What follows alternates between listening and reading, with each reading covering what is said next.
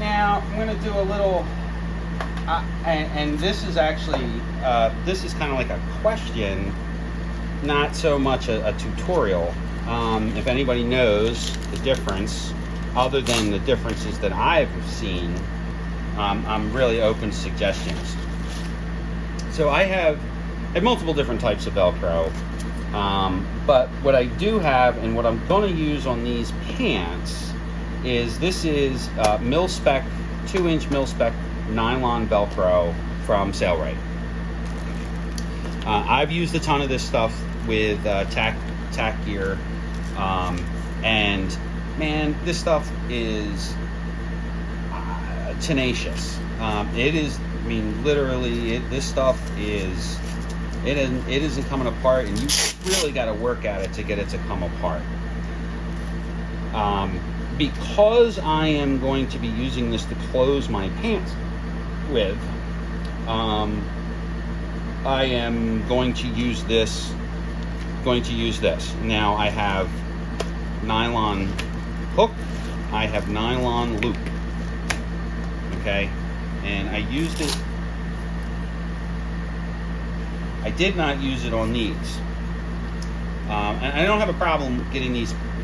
It is working perfectly on these pants. Let's go a little wide here. It's working perfectly on these, and to be totally honest with you, it's holding back a lot of. It's holding back 50 pounds of extra shit in a 5-pound bag. So this is actually the Velcro that I'm going to use to close these pants with. That's just what I'm going to use. Now, what I have also is polyester Velcro. And the polyester Velcro has a completely different loop design than the... I can't see the difference between the nylon hook and the polyester hook. But there's definitely a difference between the nylon, or the difference between the polyester and the nylon. The polyester is... Actually, the polyester loop is a little bit nicer. It just seems... I don't know, it's like more pleasant to touch. Now this is real soft and fuzzy, and this is a distinctive loop. I don't know what the difference is other than weather. I think the polyester is more weather resistant. I'm not sure. I'd be lying if I said I knew. That's kind of why I'm bringing it up. So I'm not going to be using, you know what, it's a waste, watch. Yoink. I'm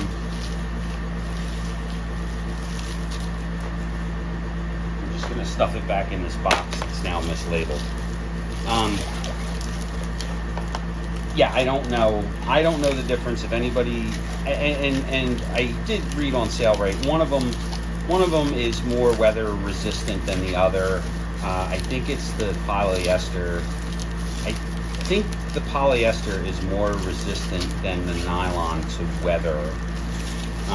But what I did notice with the polyester is that it doesn't have as much grip as, it's like the Addams Family closet. It doesn't have as much grip in holding power, at least perceived holding power, as the nylon. So I'm going to use the nylon. The other thing I got to think about is which side do I want to put on where. I am leaning towards putting the fuzzy side on the pants, the hook side on the opening. I don't know why. That's just the way I'm going to do it. Now, I'm going to leave a little extra here because when I put this on, I'm going to fold it over to give me a nice little edge. I am not, because you can see pretty clearly that this is not 2 inches wide, but this is. Well, the irony is it's because this is crooked. Somewhere along the line in here, I made this crooked. It's almost perfectly 2 inches here. So what I'm going to do is, I don't care. We're going to talk about this. When I'm all done with this project, I'm going to talk about it from the beginning. I'm going to make like a a synopsis of this project, and if you can't tell, the synopsis is not going to be favorable to this project. So I'm going to leave a little bit long here. Cut that off. A little bit of scrap is fine. You just got to be careful. I'd rather it be a little bit too long. I'd rather have a little excess to give me some fudge factor than be too short. Anything that's too short is always an issue. And there I go, doing dumb shit again. So I had marked the inside here also. So this is all marked up, ready to go. I didn't actually measure this. I just laid these two pieces over on top of one another and went from there. Oh, that's funny. Oh, that's funny. That's funny. So I'm going to go from there to there. Give me a little extra, just like that. Make a rough cut. Now, the one nice thing about this is you can actually, these are pretty straight. So if you want to make sure your cut's nice and straight, you can just slide the scissors in between the loops and make a nice straight cut. Shit. I'm gonna try that again.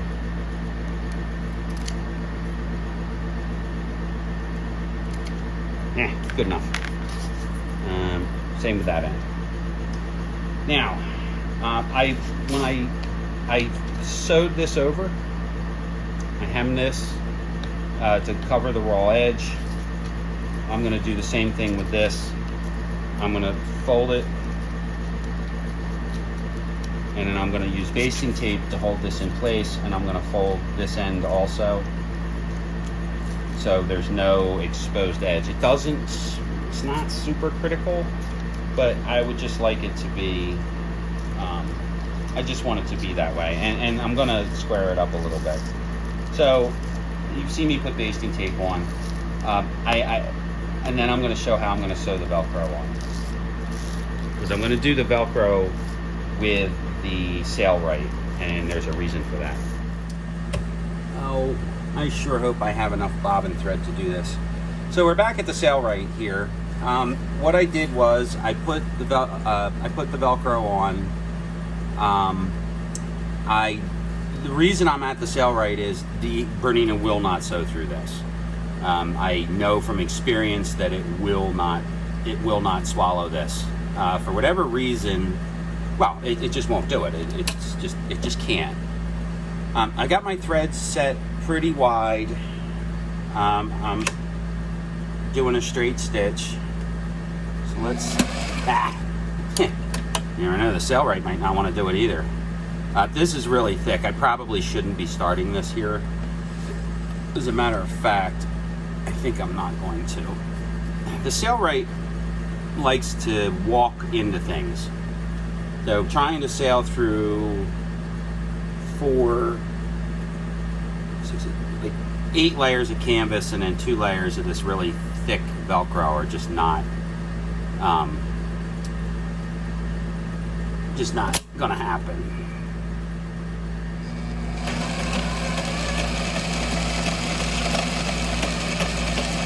But what it will do is it'll walk over. So I'm going to bury the needle right there, and I'm going to bury it. And wait till it comes up just a little. If you don't do that, it'll skip a stitch. That's just because of the way it's just the way the machine works. It's not the machine's fault, it's just that's the way it works. So now I'm going to, see, it walked right up on it now. I'm going to do one more, I hope. Yes, perfect. Ooh, and I pushed that through by hand, buried the needle, wait till it came up. I'm going to run it this way.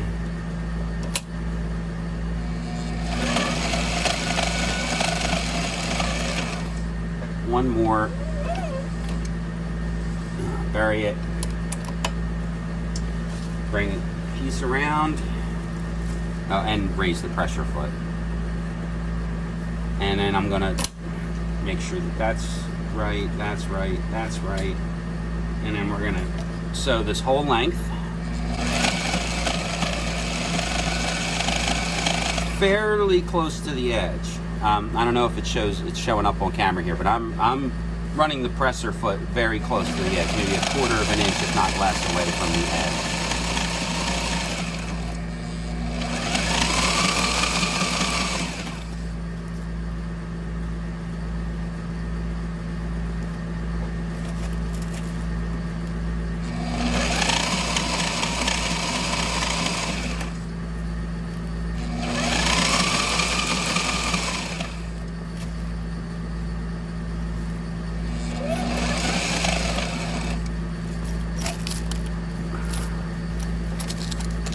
Trying to get as much on camera as I can.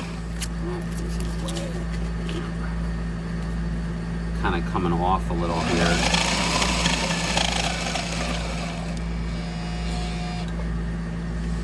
One more so I can get real close to the edge. There we go.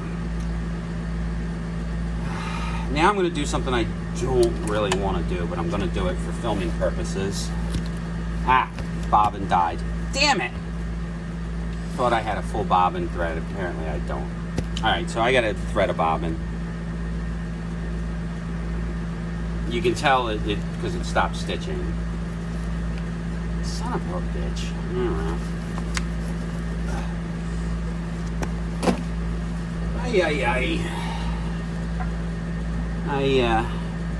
I had to wind another bobbin. I wound 2. I don't think I'm gonna need 2, but it never hurts to have them. So I should mention that I want to make sure I want to make sure that this top edge is flush or a little bit below. Bottom edge I'm not overly worried about because I know this bottom edge here is crooked. So I put the needle back where I ran out of bobbin thread. I'm going to give it a little bit forward and backwards. In all honesty, well, when I sew Velcro on, it's kind of ugly. I'm getting better, but truth be told, it just always kind of looks a little ugly.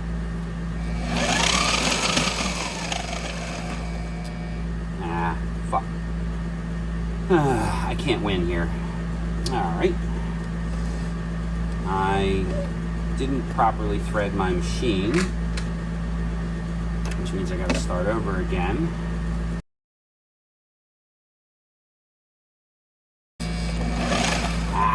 Fudge. Alright. Walk it back.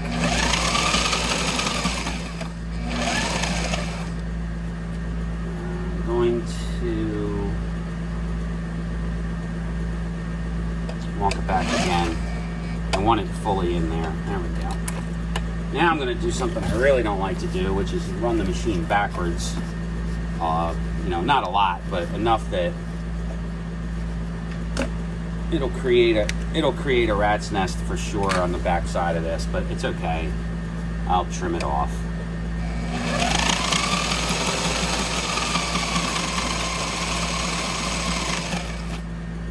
Huh, I got a problem going on here. I have to rethread everything. Ow. Shithead. I can't fucking win here. I'm really distracted.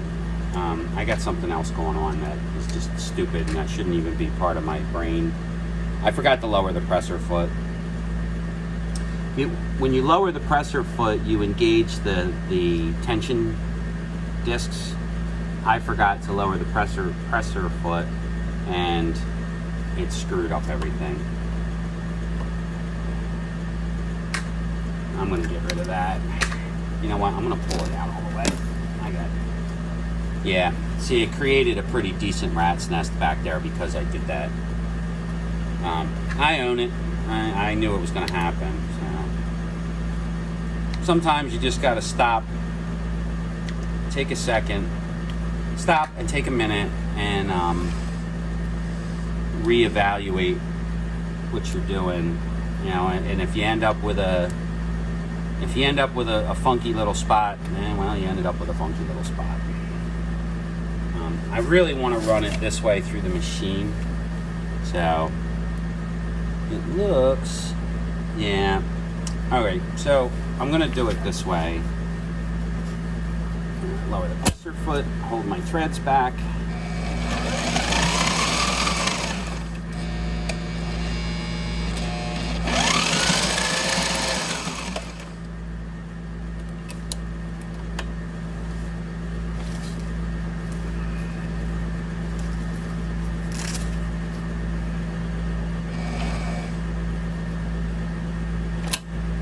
Presser foot again.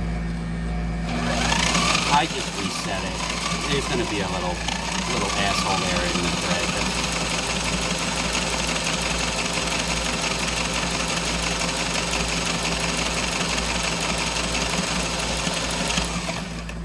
I got to trim these boogers off. If I sew over this little mess here, it's going to make a bigger mess. So just trim it off.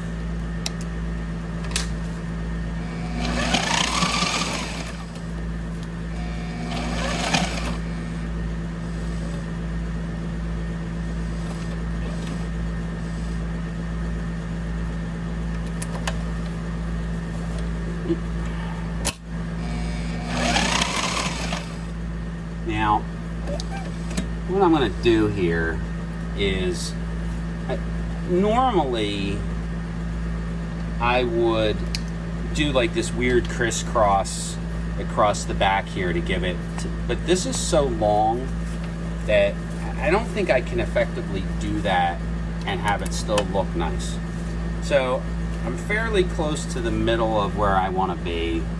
I'm going to raise the needle. I'm going to raise the presser foot. I'm going to set the needle right in the middle, close it, flip over to a full zigzag.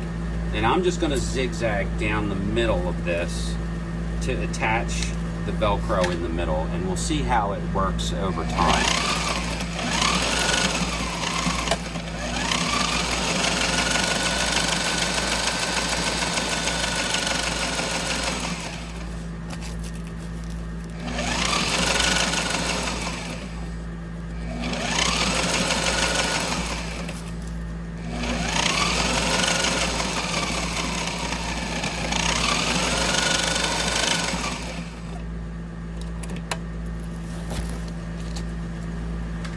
And let's see what it looks like on this side.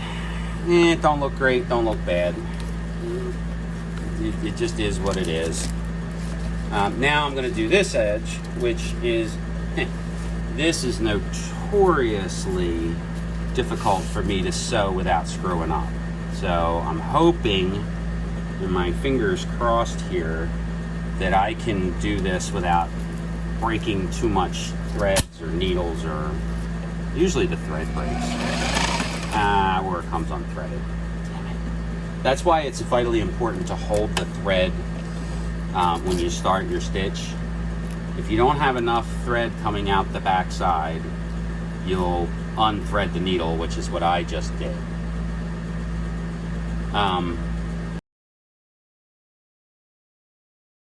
Yeah, that's exactly what I just did.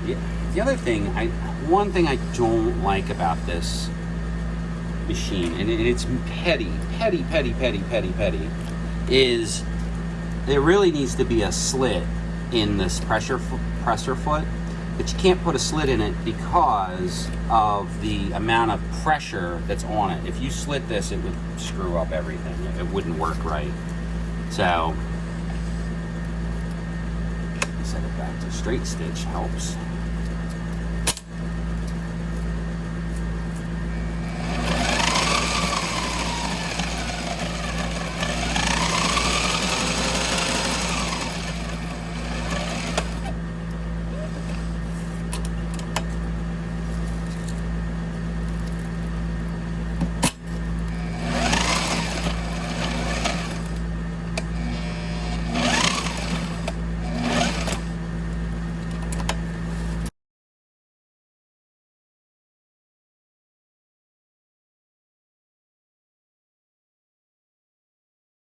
And I'm going to do it again. No, I don't like to do it. I'm going to run the machine backwards. See, I have to remember with the Sailrite,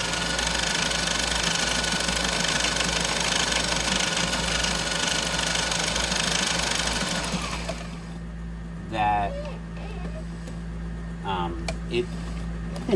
It doesn't automatically lower the pressure foot like the Bernina does, or Bernette.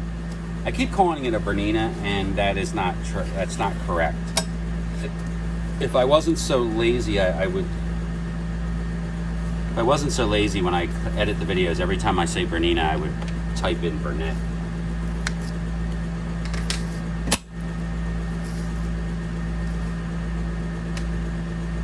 It's essentially exactly the same machine.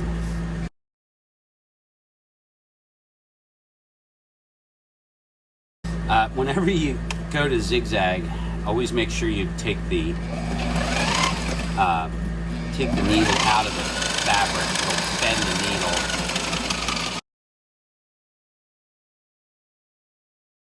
All right, I'm going to go back over to the bench and take a look. See what kind of rat's nest we got going on here. And we're just going to do a little quick trim up, and then we're going to talk about pockets. So this is the way it looks on the back. Let's make sure I did that right. Yep. This looks like shit. And I had a feeling that was going to happen. I haven't quite mastered. There's a couple different aspects of the equipment that I haven't mastered, and one of them is sewing, is getting it perfectly, is getting the front stitch to look exactly the same as the back stitch. I tried desperately, but I just can't seem to get it. Now, the cure to this would be to put something over top of it, but I'm not going to. This project has officially run its course with me, and I guess I might as well start bitching about that. And you know what? Actually, I'll wait till the synopsis. I got to think about how I exactly want to word it. Alright, so that's cleaned up, that's cleaned up, that's cleaned up. We're back to putting that in. And them suckers better not come apart. Okay, now, pockets. I discussed earlier that I have the cargo pockets already built, but I need to put pockets on the seat because I love back pockets. Stick it in your back pocket. Alright? You stick it in your back pocket. Alright, so I have two 12 by 12 inch squares of fabric that I forgot to serge. Damn it!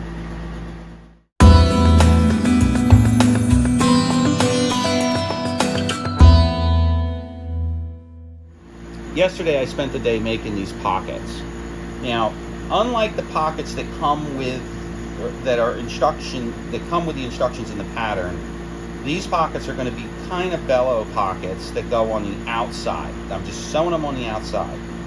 I didn't really see a need to do the pockets the way it was described in the instructions, because that's the way the pants I'm wearing are. I didn't like them, and I ended up having to put another pocket in, which ironically is way too big, but that's another story. So these I'm going to sew in just straight. Now there's a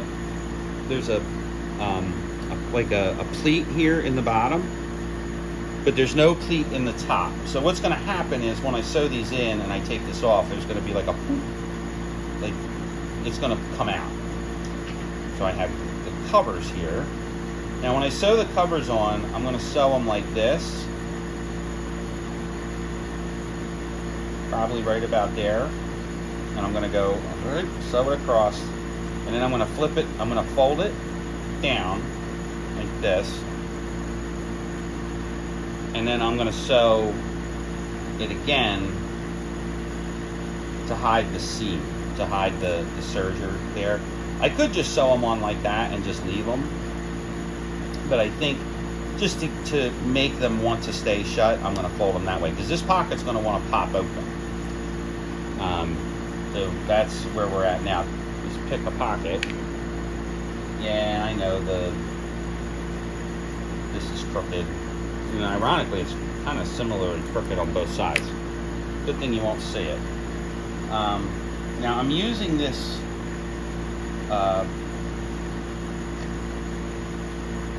this as my center So that's the way that'll go.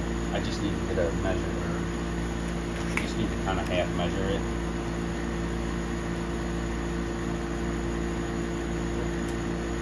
So that'll go just like that. That's 3 inches from the top, which is a little low, but like I said, these are my pants. I don't even remember where the factory or where the pattern tells you to do it. And honestly, I put the pattern away. I stuck it back on my pattern shelf. I folded everything up and put it back on the shelf.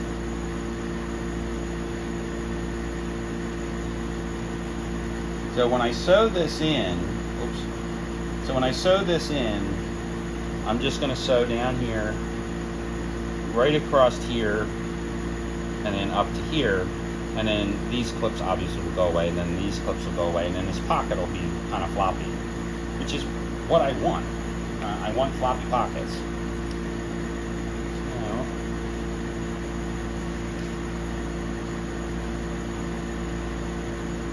So I'm just kind of eyeing these up. I don't want them too close to the crotch, because then when you sit down, your wallet will crawl up your ass. I have a pair of shorts that does that, and I'm kind of aware that it's gone like this. So if you measure from the center, it's 3 inches. It's 2.5 inches there, and it should be, yeah, it's 3 inches there. So we'll do 2.5 inches here. Right. 3 inches there. Actually kind of worked out that way. And they're pretty even across the top. Interesting. I mean, unless it's grossly crooked, you don't really notice this stuff. I mean, it would have to. Let me mark this out, and I'll show what I mean. One would have to be like up here or down there for you to notice that it's crooked. So a little crooked. I said, unless you're a completely anal retentive asshole, you're not gonna notice it. Obviously, you want it close, but it doesn't. It's not the end of the world if it's a little off. Use some basting tape here. You could, and you probably should, pin this in. I'm not pinning it for a lot of reasons. The biggest reason is I get tired of poking myself with pins. This material is really heavy, so you have to really force the pins through the material, and I inevitably jab a pin into my hand. I get a foot that's bothering me. I don't want a hand that's bothering me too.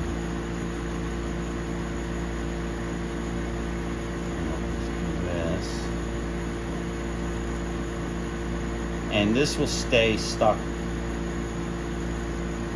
just fine.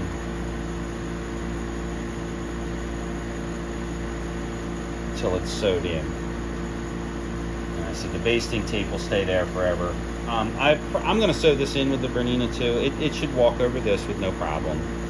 I might bar tack it with the Sailrite.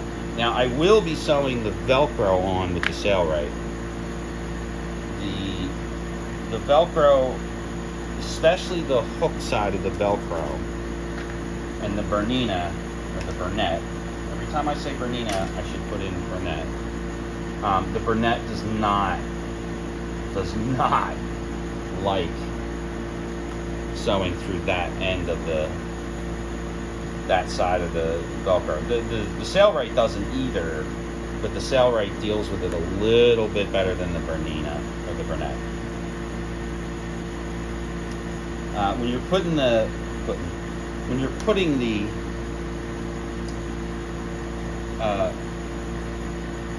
basting tape on, you want to make sure that you don't have any sticking out anywhere. You can avoid it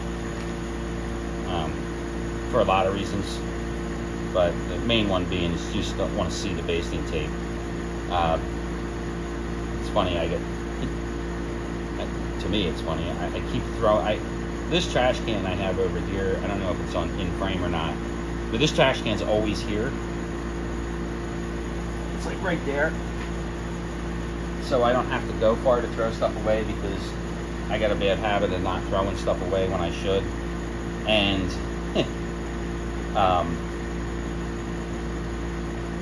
there's a pile of trash around the trash can because I moved it. I have to move it back. I moved it a little bit, and you know, several years now I've just gone. So I have literally, there's a pile of trash in front of the trash can. I can't seem to quite remember that I need to get it all the way in. Alright, so that's that. That's that. I'm going to sew all this stuff in. It's not rocket science. It's pretty boilerplate. So we'll see what it looks like in a minute.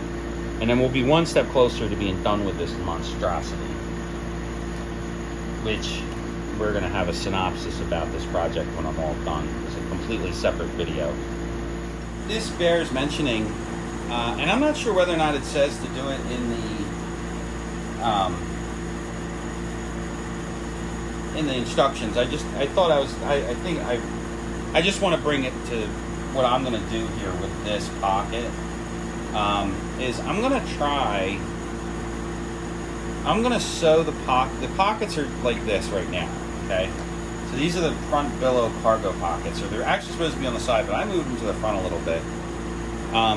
So what I'm going to do is I'm actually going to sew this here, maybe like 2 stitches, like 2 runs of stitches here. And then I'm going to fold the pocket this way. And then I'm going to fold this like that, and then sew it from here to here. So the pocket will actually billow out the way it's supposed to. Hopefully. We'll see. I'm curious. I've never tried doing this. This is a new experiment. And then I'll show the pockets on the back, but I don't want to move it right now because I'm kind of precariously. This is just stuck on with basting tape, and it's kind of precarious. So I can very gently take it over to the Burnette and sew it, and then flip it over. I think I can use the Burnette to sew this. I did have to use the Sailrite to sew the pockets on the back, and I'll show why.